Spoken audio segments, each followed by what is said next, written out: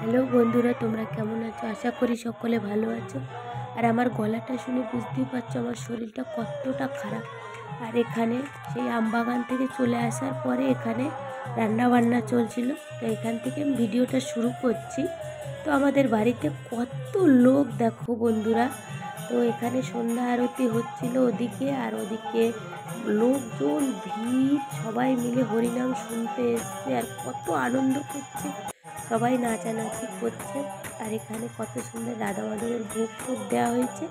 আর এটা নিজস্ব প্রকৃতি দিয়ে সাজানো হয় এই মন্দিরটাকে, খুব সুন্দর করে গাছপালা দিয়ে।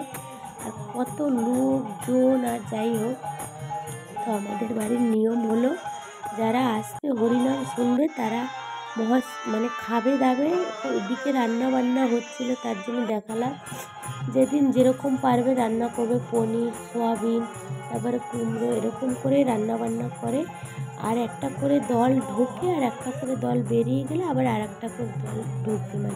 আমার এত কষ্ট হচ্ছে, তাই জন্য একটু ওলট পালট হচ্ছে, তার জন্য তোমাদেরকে সরি চাইছি, আমাকে ক্ষমা করে দিত। আবার একটা দল বেরিয়ে গেছে আর একটা দল ঢুকেছে। তো যাই হোক, কত সুন্দর করে এত সুন্দর হরিনাম হয়, আমার ভীষণ ভালো লাগে। আর এইখানে দেখো কত লোকজন খাওয়া দাওয়া করে, আমাদের বাড়ির নিয়ম এটা। সবাই ভালোবেসে আবার এই যে ডাল ভাত সোয়াবিনের তরকারি এসবগুলো খায়, খাওয়া দাওয়া করে আবার চলে যায়। তো যাই হোক, এখানে আমরা থাকি, এক সপ্তাহ ধরে থাকি বন্ধুরা। এই দেখো কত সুন্দর হরিনাম হচ্ছে। তো যাই হোক, আমি ভয়েসটা কেটে দিয়েছি, তোমরা বুঝতে পারবে না আমার কথাগুলো। এখানে থাকি আমি, এক সপ্তাহ গিয়ে আমরা থাকি। আর আমার তো সেরকমভাবে ক্যামেরাম্যান নেই যে সব কিছু তোমাদেরকে দেখাবে সে, আমি যা করছি। যাই হোক, ভীষণ আনন্দ হয়, ভীষণ আনন্দ হয় সবাই মিলে একসঙ্গে। বাড়ির ফ্যামিলিতে প্রচুর লোক আছে, এখানে কোনো বাইরের লোকরা এই অনুষ্ঠানটা করে না, পুরোটাই আমরা নিজেরাই করা হয়। তো তার জন্য নিজেদেরই কষ্ট করতে হয়। আমি যে নিজে ক্যামেরা নিয়ে ঘুরবো সেরকম কোনো উপায় নেই, কেননা আমাকে নিজেকেও কাজ করতে হয়েছে।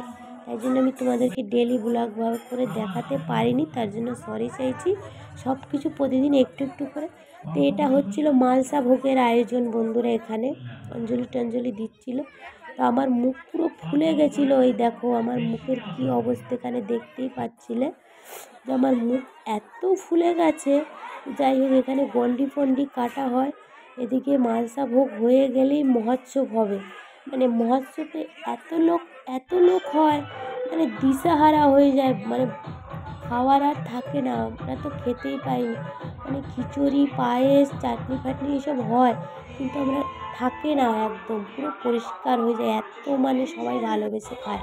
তো যাই হোক, ওখানে আমার মেয়ে আর শাশুড়ি মা কিন্তু নাচ করছিল পরের দিন এটা। তা আজকে কিন্তু ভীষণ রং খেলা হবে, আর ওখানে আবার রান্না হচ্ছিল, মাছ মাংস খেয়ে আমরা বাড়ি চলে আসি। আর আমাকে তো জোর করে এত রং মাখিয়েছে, আমি সবাইকে বললাম আমার শরীর খারাপ, কিন্তু কেউ শুনলো না, সবাই ভালো